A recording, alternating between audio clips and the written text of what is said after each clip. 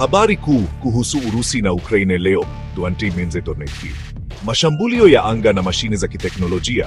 Urusi imetekeleza mashambulio ya anga dhidi ya maeneo ya Ukraine, ikiwa ni pamoja na matumizi ya drones za kamikaze. Empire.media, ukrainetoday.com. Plus, kwa upande mwingine, Ukraine imepiga mashambulio ya kurudisha chini Urusi, ikilenga miundombinu muhimu ya mafuta. The Kyiv Independent +1. Mahangaiko ya kibinadamu Kostiantynivka, mkoani Donetsk, Ukraine, inaonyesha uharibifu mkubwa wa miundombinu. Ilipigwa vikali na Urusi. The Kyiv Independent.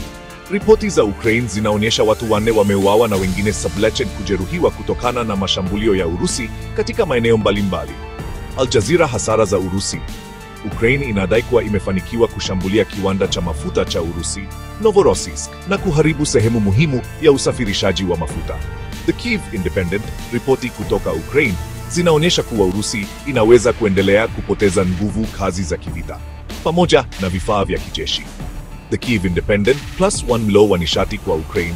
Greece imesaini makubaliano na Ukraine ya kusafirisha gesi ya kioevu kutoka Desemba 2025 hadi Machi 2026. Jambo ni muhimu sana kwa Ukraine kuelekea msimu wa vuli baridi na kuathiriwa na mashambulio ya Urusi kwenye miundombinu ya nishati.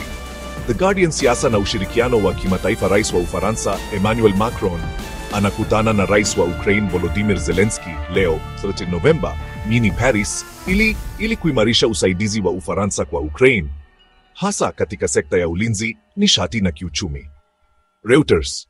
Kuna wasiwasi Ukraine ndani yake, sio tu vita inayoendelea, bali pia kuna tuhuma za rushwa kwenye sekta ya nishati yake.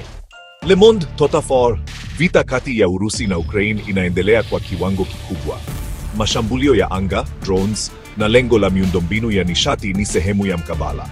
Ukraine inajaribu kujiimarisha kwa usaidizi wa mataifa ya Ulaya, mfano upande wa nishati kutoka Greece, huku ikitoa makali yake kwenye miundombinu ya Urusi. Mapambano yana madhara ya kibinadamu makubwa katika maeneo ya Ukraine.